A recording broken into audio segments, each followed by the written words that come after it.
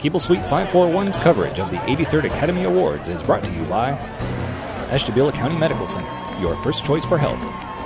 Kent State University at Ashtabula. Earn a bachelor's degree in nursing, communications, business, and more entirely on the Ashtabula campus. True North Chrysler Jeep Dodge Ram. Friendly sales and professional service. Let's put you in the driver's seat. Carmike Cinema's Mall 6 at the Ashtabula Town Square, playing Hollywood's newest blockbusters in digital projection. EB & Company at the Ashtabula Town Square, now featuring American Commodore Tuxedo. It's not prom without EB & Company. Star 97 FM. The Star Beacon. WhySoBlue.com.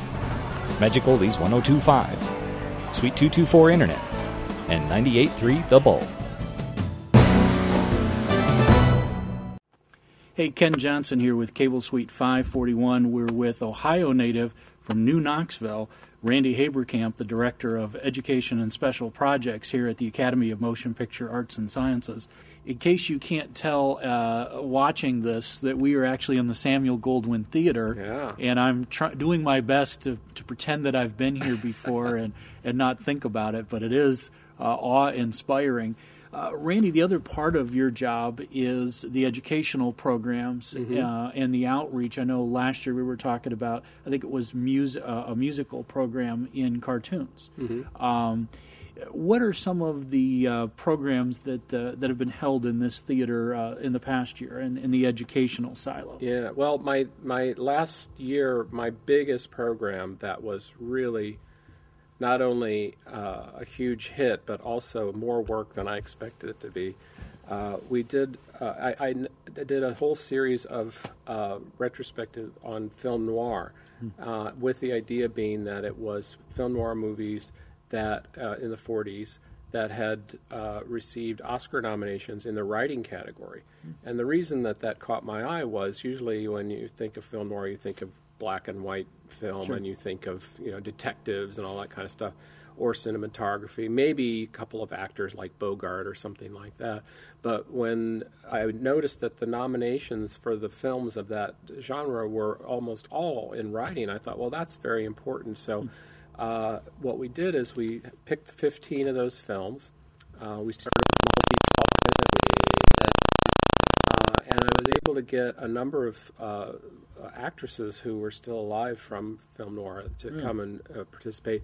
But I had each one of the films introduced by a contemporary screenwriter, a member of the Academy, many of them Oscar nominees, and I thought that was going to be a pretty daunting task. And it was amazingly easy, but the hard part was they were fighting over which film to introduce. Everybody wanted to introduce Double Indemnity. I mean, it was really interesting. And so I had these really incredible writers coming to talk about why they love film noir and what it meant to them.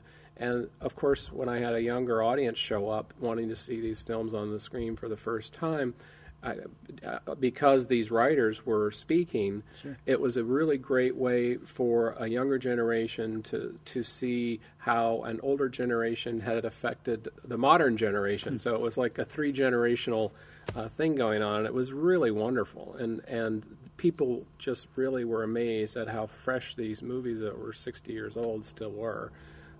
So that was really fun. We had a tribute to Blake Edwards.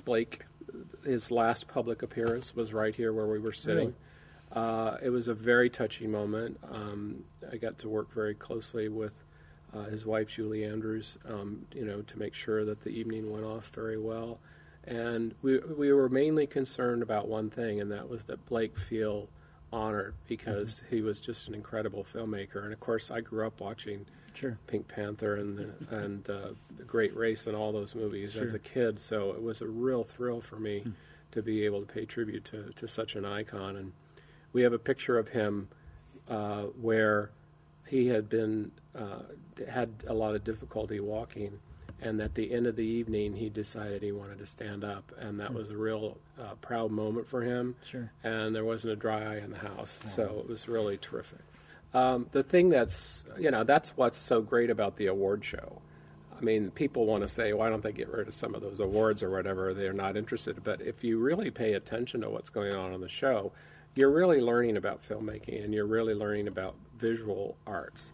And the thing that I think in the age of social media and Facebook and Twitter and all this kind of stuff, yes, we're sitting there texting and we're using words, but at the same time that all that is going on, the rest of our world is just a barrage of images that are meant to affect what we buy, how we act politically, all kinds of things. And the way those images are edited, put together, and whether it's a billboard or a movie, all of these things are hitting us in a certain way. And if we aren't aware of how that communication works, then we don't control it. Sure. It controls us.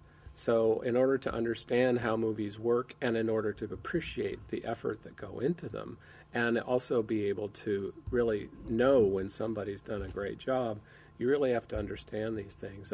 And every, you see the credits roll by and you go, what are all those people and what do they do? And when you think about basically with a film, especially a really huge budget film like Inception, I mean, which is an incredible achievement. There are literally thousands of people who are all trying to match that director's vision. It is an army being, geared up for a battle, and if the battle is successful, people go see the movie and have a great time and think it's wonderful and talk about it for centuries, Mm-hmm.